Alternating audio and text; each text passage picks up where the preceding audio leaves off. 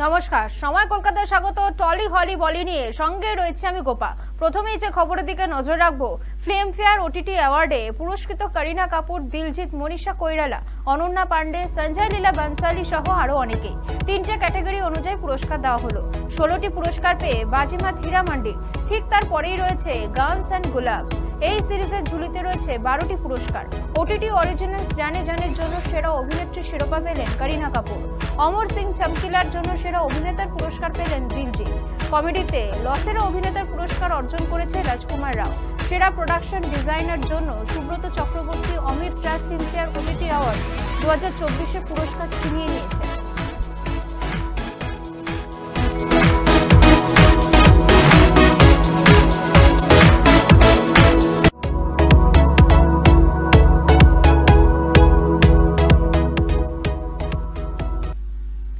করবো লড়বো জিতবো রে, বরাবরই কলকাতা নাইট রাইডার্সের জেতার মঞ্চ। এবার সেই জেতার মন্ত্রই দিলজিতের গলায়। বাংলায় মানুষের মন বুঝতে দেরি হয়নি পাঞ্জাবি পপস্টারের। বাংলায় এসে কখনো হাওড়া ব্রিজ তো কখনো দক্ষিণেশ্বর, আবার কখনো হলুদ ট্যাক্সিতে কফি হাউসে যান তিনি। সেখানে গিয়ে তাকে ফটোশুট করতে দেখা যায়। কলকাতায় শনিবারের মঞ্চ অনুরাগীদের কাছে তুলে ধরলেন করবো লড়বো জিতবো রে। সেই ভিডিও কার্যত সোশ্যাল মিডিয়ায় এখন ভাইরাল। ভিডিওতে দিলজিৎকে বলতে শোনা যায় করবো লড়বো জিতবো রে, একটা দারুণ ট্যাগলাইন। কলকাতা নাইট রাইডার্সের এই মন্ত্রটা খুব মিষ্টি। তাছাড়া শাহরুখ স্যারের টিমের গান, তাই আমার যে ভালো লাগবে সেটাই স্বাভাবিক, কারণ শাহরুখ আমি স্যারের ভক্ত। আর এটা কিন্তু মন্ত্র হিসেবেও দারুণ। নিজে কসরত করুন, লড়ুন, হার জিত পরের কথা, তবে নিজের 100% দিতে হবে। তাই আপনি যদি জীবনে 100% পরিশ্রম করেন, জিতেও আপনি কাছেই ধরা দেবে।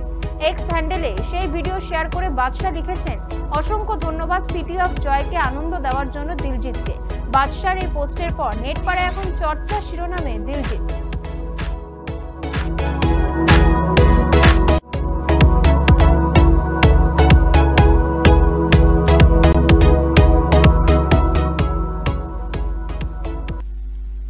দ্য গ্রেট ইন্ডিয়ান কাপিল শোতে তারকাদের মনের কথা বের করে আনেন সঞ্চালক কপিল শর্মা। সাংসারিক দ্বন্দ্ব থেকে প্রেম, ভালোবাসা, বিচ্ছেদ, রসিকতা নিয়ে চলছে এই শো। এবার কপিলের অতিথি বলিউডে দ্য এভারগ্রিন রেখা। সেখানে ভরা মঞ্চে পুরনো প্রেমের ইস্তেহার প্রকাশ করলেন অভিনেত্রী। সদ্য নেটফ্লিক্সে প্রকাশ্যে আসা ঝলকে দেখা গেল রেখার পাশে বসে অমিতাভ বচ্চনকে নকল করছেন কপিল শর্মা। যেখানে অভিনেত্রীর সঙ্গে বচ্চন সাহেবের কন বানেগা ক্রোড়পতি শো নিয়ে আলোচনা করতে দেখা যায় তাদের। কেবিসিতে একবার অংশগ্রহণ করেছিলেন কপিল শর্মা। সেই অভিজ্ঞতা তুলে ধরতে গিয়ে বিগ বির ব্যারিটন ভয়েসের নকল করে কপিলকে বলতে শোনা যায়, একবার আমি আর আমার মা কেবিসিতে গিয়েছিলাম। আমার মা সামনের সারিতে বসেছিলেন। বচ্চনজি আমার মাকে জিজ্ঞাসা করেন, দেবীজি কি খেয়ে জন্ম দিয়েছেন ওকে? কপিল উত্তর দেওয়ার আগে তার মুখের কথা কেড়ে নিয়ে রেখা বলেন, ডাল রুটি। কি এটাই তো উত্তর ছিল তো?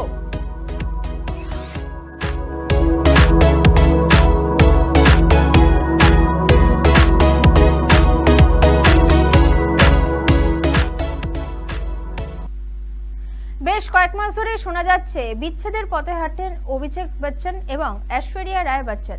যদিও এখনো সেই জল্পনা নিয়ে নীরব দম্পতি। আম্বানি পুত্র অনন্তের বিয়ের আসর থেকে শুরু হয় বিবাহ বিচ্ছেদের জল্পনা।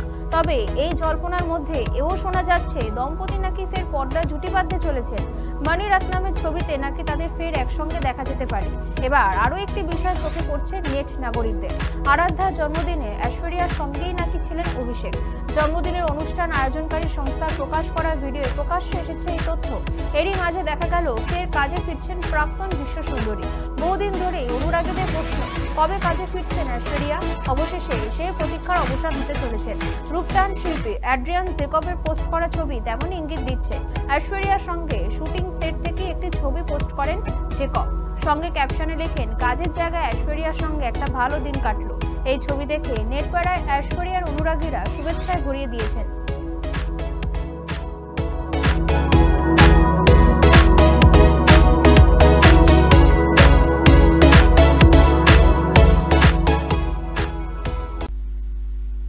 শুক্রবার সকালে পর্ন কাণ্ড মামলায় রাজ শিল্পার বাড়িতে হানা দেয় এনফোর্সমেন্ট ডিরেক্টরেটের আধিকারিকরা। যদিও এই খবরকে ভুয়ো বলে উড়িয়ে দিয়েছেন রাজ কুন্দ্রার আইনজীবী। এদিকে রবিবার পর্ন মামলায় ফের তাকে তলব করলো ইডি।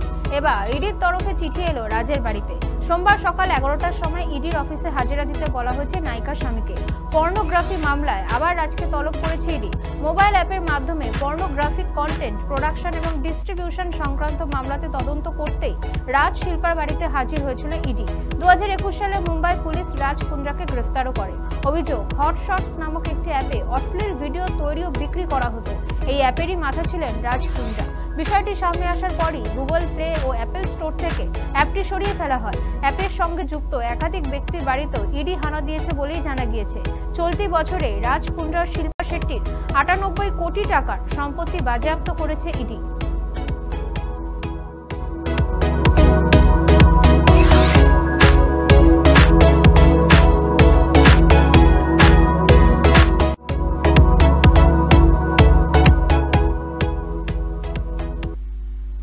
পয়লা ডিসেম্বর বিক্রান্ত মেসি সকলকে চমকে দিয়ে ঘোষণা করেন যে অভিনয়কে বিদায় জানাচ্ছেন তিনি।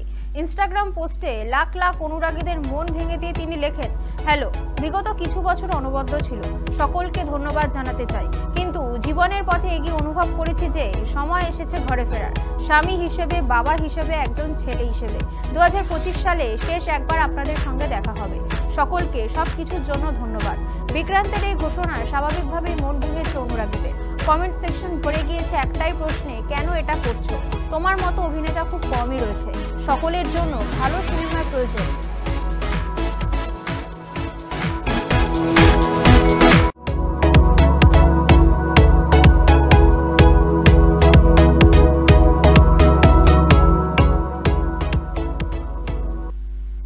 নতুন চরিত্রে দেখা যাবে রজতাভ দত্তকে। কলকাতা আন্তর্জাতিক ফিল্ম ফেস্টিভ্যালে দেখানো হবে তার নতুন ছবি কাল্পনিক। নতুন পরিচালক অর্ক মুখোপাধ্যায় নিজেই চিত্রনাট্য লিখেছেন, ছবি পরিচালনা করছেন তিনি নিজেই। গুরুত্বপূর্ণ চরিত্রে রয়েছেন রজতাভ দত্ত।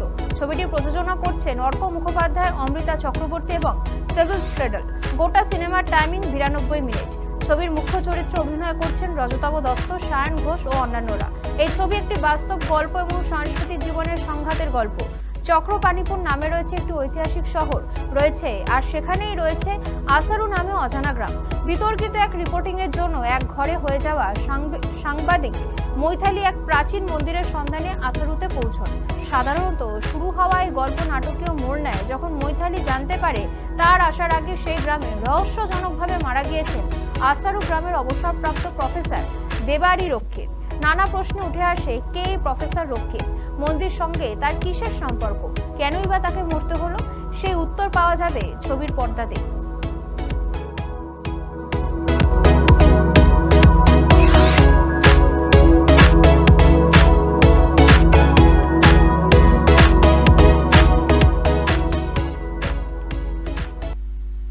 সাম্প্রতিক সময়ে চলচ্চিত্র জগতেও স্থায়ী জায়গা করে নিতে চলেছে লাল মাটির জেলা বাঁকুড়া। প্রচন্ড ইচ্ছা শক্তি আর কর্মকুশলতার জোরে বিগত কয়েক বছরে একের পর এক ভালো ছবি উপহার দিয়েছেন প্রান্তিক এই জেলা শিল্পীরা। এবার সেই তালিকায় নবতম সংযোজন হতে চলেছে অনর্থ। পাঁচালী চিত্রমের তরফে জানানো হয়েছে, স্বল্প দৈর্ঘ্যের এই ছবিতে অভিনেতা অভিনেত্রী একদিকে তারা যেমন প্রত্যেকেই বাঁকুড়ার বাসিন্দা, তেমনি যুক্ত পাঁচালী নাট্য গোষ্ঠীর সঙ্গেও যুক্ত অনেকে। এছাড়াও মাত্র দুদিনে শহরের কমরার মাঠ, সতীঘাট, গোবিন্দনগর বাসস্ট্যান্ড ছাড়াও কাঞ্চনপুরে শুটিং সম্পূর্ণ করা হয়েছে। পাঁচালী নাট্যগোষ্ঠী পরিচালিত পাঁচালী চিত্রমের ব্যানারে মাত্র 26 মিনিট 12 সেকেন্ডের এই ছবিটি আগামী 15 জানুয়ারি মুক্তি পাবে শহরের রবীন্দ্র ভবনে।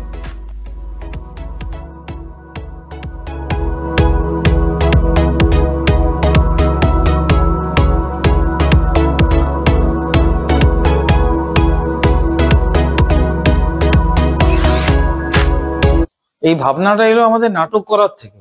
নাটকটা আমাদের মুছে যায়, মানে কয়েক বছর পরে নাটকের ঘটনাটা আমরা মুছে যাই। আমাদের হঠাৎ মনের মধ্যে একটা ইচ্ছে হলো এমন একটা জিনিস তৈরি করি যেটা আমরা বা আমাদের আগামী প্রজন্ম জানতে পারে যে আমরা এটার সঙ্গে যুক্ত। যেই কারণে আমাদের ইন্দ্র প্রথম এটা ওর মাথায় আসে যে দাদা যদি আমরা একটা ছোট্ট চলচ্চিত্র করি তাহলে কেমন হয়, করো। এই ভাবনার থেকে আমাদের শুরু এবং সবাই মিলে সহযোগিতার হাত বাড়ালো। এবং অনর্থর একটা প্রধান বৈশিষ্ট্য হলো এখানে যতগুলো চরিত্র অভিনয় করেছে সবাই আমার ঘরের। একটা চ্যালেঞ্জ বলা যেতে পারে, কিন্তু তার সত্ত্বেও আমরা বলবো যে আমরা যে কাজটা করেছি বা করতে চলেছি অত্যন্ত আন্তরিকতার সাথে। ভালো লাগবে, আসুন আপনারা, এটা কথা দিলাম। মনেই হয়নি যে আমরা মানে কোনো বাইরের প্রথম কথা তো আমরা নিজেরা লোকাল দাদাদের সবাইকে নিয়ে কাজ করেছি, যেহেতু আমাদের পাঁচালী নাট্যগোষ্ঠীর পুরো ফুল টিম আমরা ছিলাম এখানে।